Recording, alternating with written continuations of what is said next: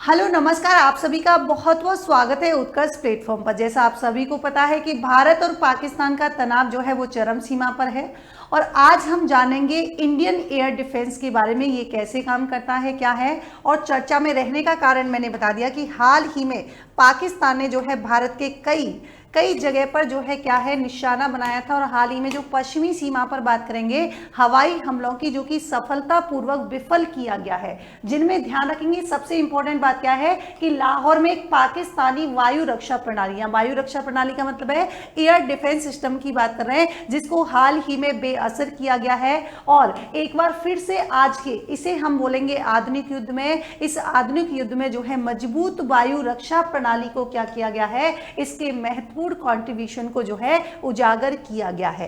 अब यहां पर हम जानेंगे कि आखिर जो एयर डिफेंस सिस्टम जो है क्या। तो सबसे पहले तो मैं बता दूं कि एयर डिफेंस सिस्टम जो होता है इसमें तीन चीजें होती हैं। एयर डिफेंस सिस्टम में एक तो सबसे इंपॉर्टेंट होता है आपका सेंसर, इसके साथ साथ यहां पर जरूरी होता है आपके कौन सा नियंत्रण प्रणाली, और तीसरा इसमें इंपॉर्टेंट तथ्य जो होता है वो होता है क्या, हथियार। तो इन तीनों को मिलाकर मतलब हम ये कह रहे हैं कि एयर डिफेंस सिस्टम जो होता है वो सेंसर, नियंत्रण प्रणाली और साथ ही हथियारों का क्या है, एक नेटवर्क होता है जो कि हवाई खतरों का क्या लगाता है, पता लगाता है। अब कैसे पता लगाता है, मतलब उनको जो है ट्रैक करता है और ट्रैक करने के बाद जो है उनको क्या कर देता है, बेअसर कर देता है, मतलब उनको समाप्त कर देता है। यहां पर देखिए हवाई खतरों में शामिल की बात करेंगे कि हवाई खतरों में क्या क्या शामिल होता है। तो जैसे लड़ाकू विमान हो गया, बम वर्षक हो गया, जैसे आपकी क्रूज मिसाइल हो गई, बैलिस्टिक मिसाइल हो गई, या हम इसमें शामिल कर सकते हैं ड्रोन या फिर यूएवीएस, जिसमें मानव रहित हवाई वाहन की हम लोग बात कर रहे हैं। आखिर इसका उद्देश्य क्या होता है तो मैं आपको बता दूं, जैसे यहां पर राष्ट्रीय हवाई क्षेत्र हो गया, महत्वपूर्ण बुनियादी ढांचे हो गए और जमीनी बल जो है उनको क्या करना, हवाई हमलों से बचाना जो है इसका प्राथमिक उद्देश्य होता है। अब इसमें इंपॉर्टेंट जो नेक्स्ट फैक्ट आता है वो आता है कि देखिए आखिर ये जो एयर डिफेंस सिस्टम होता है इसके जो है कितने चरण होते हैं। तो मैं आपको बता दूं कि मेनली यहां पर 3 स्टेप होते हैं, या मैं कहूं 3 चरण इसमें होते हैं। सबसे पहले लगाया जाता है खतरों का पता कि कहां पर जो है खतरा मंडरा रहा है, या मैं कहूं कि सबसे पहले जो है खतरे की पहचान की जाती है।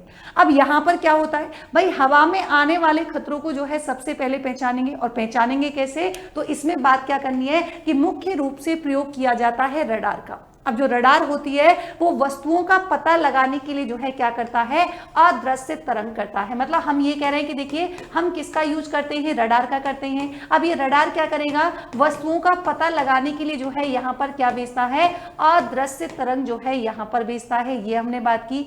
फिर इसकी बात क्या करेगा, दूर के खतरों के लिए, है ना, दूर के खतरों के लिए जो है क्या करता है, जैसे सैटेलाइट हो गए या फिर अन्य कोई सेंसर जो है जो कि प्रारंभिक चेतावनी दे सकते हैं, जैसे लंबी दूरी की मिसाइल हो गई, तो ये यहां पर दूर के खतरे के लिए करता है। आखिर से हमें क्या पता चलता है, तो हम बात करेंगे, हमको पता लगता है डिस्टेंस की, खतरा जो है कितनी डिस्टेंस पर है, कितनी तेजी से आ रहा है और किस टाइप का खतरा है, तो ये भी हमें इससे जो है पता लगता है, या मैं कहूं इसकी हमें जानकारी मिलती है।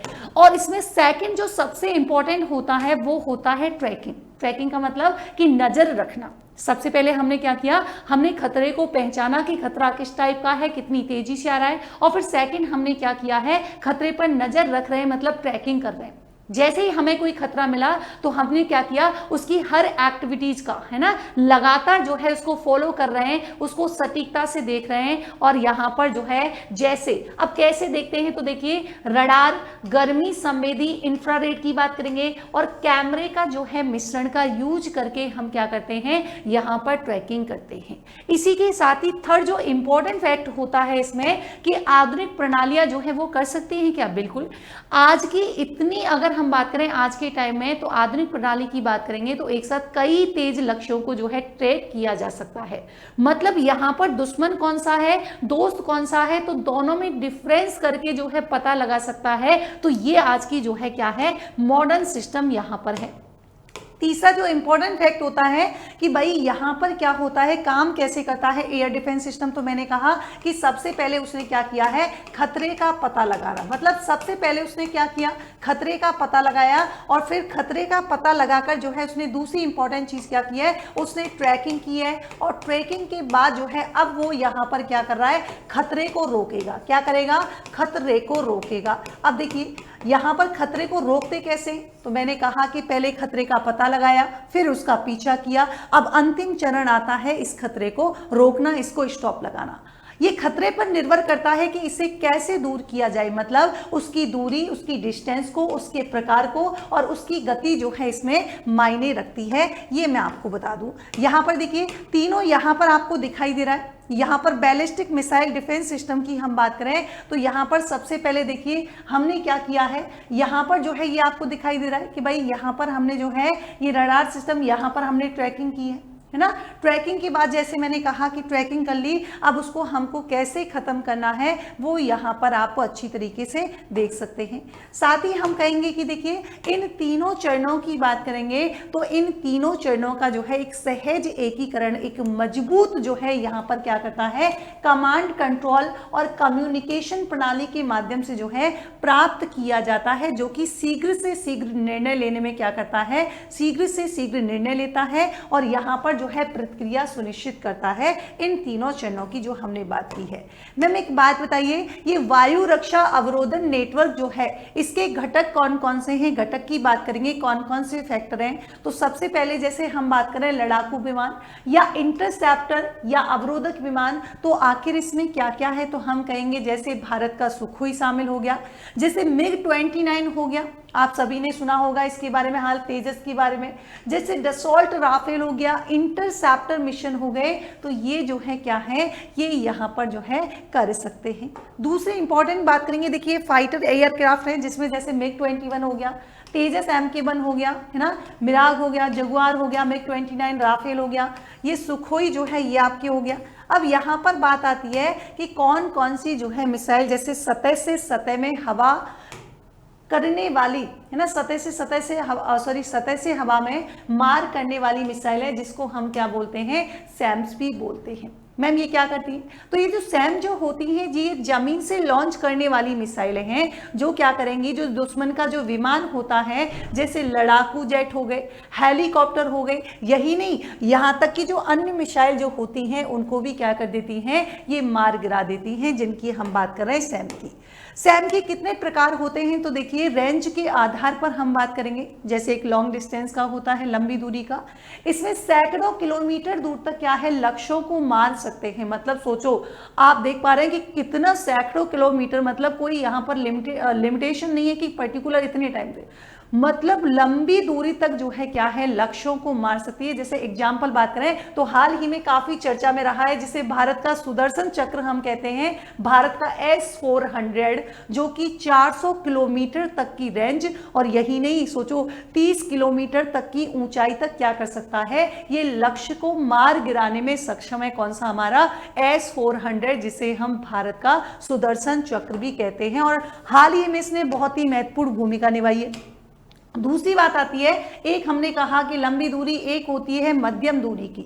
अब ये मध्यम दूरी में कितना है, तो ये 50 से लेकर 100 किलोमीटर दूर के क्या है, लक्ष्य को जो है मार गिराने में क्या होती है, सक्षम होती है। अब इसमें हम बात करें एग्जाम्पल लेके, जैसे आपका कौन सा हो गया, जैसे बराक 8 हो गया भारत का, और दूसरा इसमें कौन सा शामिल है, जैसे आकाश हो गया। इसी के साथ ही थर्ड, अगर हम यहाँ पर देखें छोटी दूरी की, अब छोटी दूरी की कौन सी होती है, तो आपने देखा होगा man portable air defence system जो है, जो कि सैनिकों के द्वारा ली जाती है। आपने कभी पिक्चर देखी होंगी मूवी वगैरह में, तो सैनिक जो है हाथ में उठाकर ऐसे कंधे पर उठा के ले जाते हैं। अब इसमें क्या होता है, मतलब जो कम ऊंचाई है ना, जो कम ऊंचाई पर उड़ने वाले लक्ष्यों के खिलाफ जो है क्या है, इसका उपयोग किया जाता है। अगर हम उदाहरण की बात करें तो इसमें शामिल होता है रूस का ईगलास, और भारत के द्वारा जो है इसका क्या किया जाता है, उपयोग किया जाता है। किसमें, जब छोटी दूरी की बात आती है। जब मध्यम दूरी की बात आती है तो मध्यम दूरी की हमने बात की कि मध्यम दूरी में क्या है, जैसे भारत का आकाश हो गया, बराक 8 हो गया,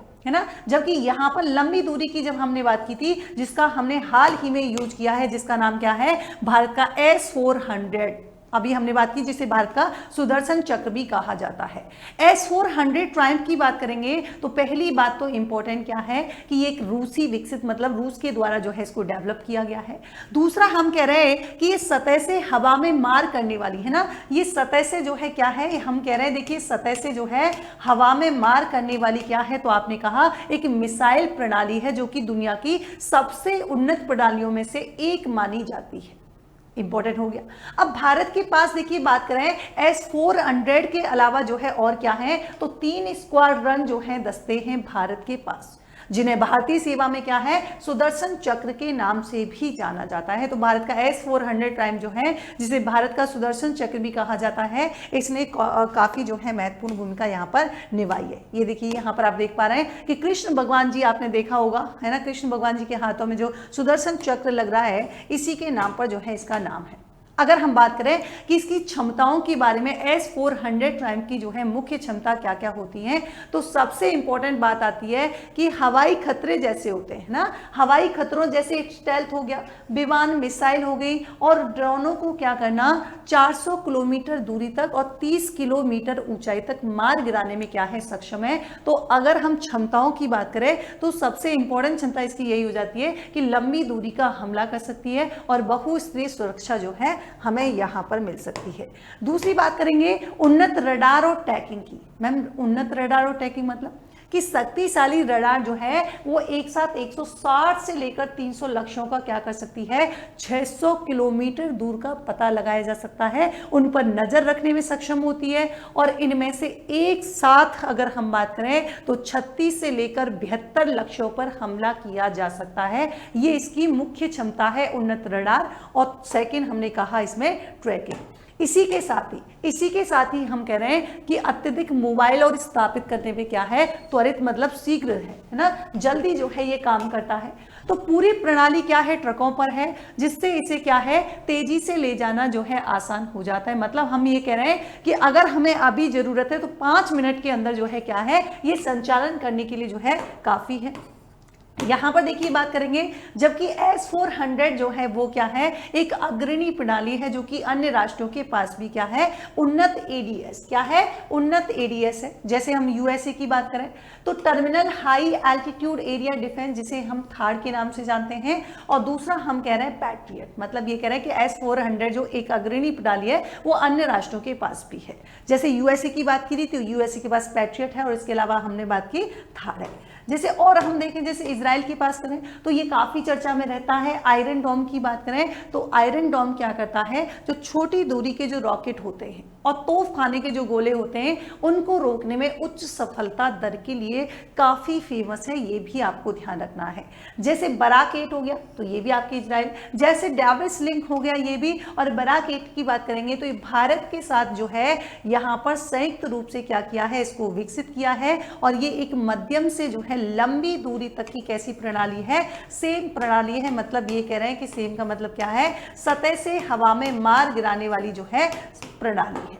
आगे देखिए, रूस की बात करें तो रूस के पास क्या है, तो रूस के पास S-400 ट्रायम्फ, जिसकी हम बात कर रहे हैं, और हमारे भारत और पाक के जो तनाव की हम बात करें उसमें जिसने महत्वपूर्ण भूमिका निभाई है वो है S-300BM। और इसके अलावा जो है पैंटेर S-1 की जो है हम बात करें, ये भी किसके पास है, रूस के पास है। अगर हम चाइना की बात करें तो चाइना के पास जो है एक लंबी दूरी की सैन्य प्रणाली है, जिसकी तुलना अक्सर किससे की जाती है, रूसी S-300 से की जाती है, जिसका नाम है HQ-9।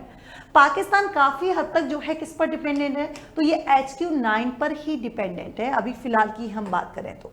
यूरोप के पास देखिए, तो यूरोप को नाम बात करेंगे तो यूरोसैम से है, और इसी के अलावा जो है एक और है इसके MEADS, इसे हम medium extended air defence system के नाम से भी जानते हैं। अब यहाँ पर देखिए भारत की बात करें तो भारत, ऐसा नहीं कि भारत के पास सिर्फ S-400 ही है, भारत के पास जो है S-400 के अलावा जो है एक बहुस्तरीय वायु रक्षा नेटवर्क प्रणाली जो है क्या है, वायु रक्षा नेटवर्क जो है संचालित यहाँ पर करता है, जिसमें हम बात करेंगे जैसे स्वदेशी आकाशसैम हो गया, इजरायली बराक 8 हो गया, स्पाइडर हो गया। तो ये सारी की सारी क्या है, त्वरित प्रतिक्रिया प्रणाली जो है यहाँ पर शामिल है। आगे देखिए, आगे हम बात करें, जैसे आपने सुना होगा प्रोजेक्ट कुछ के बारे में, कौन सा प्रोजेक्ट कुछ के बारे में सुना होगा, तो ये क्या है, तो आपने कहा कि मैम ये स्वदेशी लंबी दूरी की सतह से क्या है, हवा में मार करने वाली मिसाइल प्रणाली का चल रहा जो है विकास है, इन क्षमताओं को और बढ़ाने का क्या रखता है, लक्ष्य रखता है। और ये हम किसकी बात कर रहे हैं, प्रोजेक्ट कुछ की बात कर रहे हैं। तो आज हमने जाना कि एयर डिफेंस प्रणाली जो है क्या, किस प्रकार काम करती है, और भारत के S-400 के बारे में हमने जाना, जो कि यहाँ पर सबसे ज़्यादा भारत पाक के युद्ध में जो, या मैं कहूँ भारत पाक का जो चरम सीमा पर जो तनाव बढ़ रहा है उसमें महत्वपूर्ण भूमिका निभा रहा है। तो ये थी आज की इंपॉर्टेंट न्यूज़। ऐसी यूजफुल वीडियो के साथ मैं फिर से हाजिर होंगी, तब तक के लिए thank you so much, take care, good night.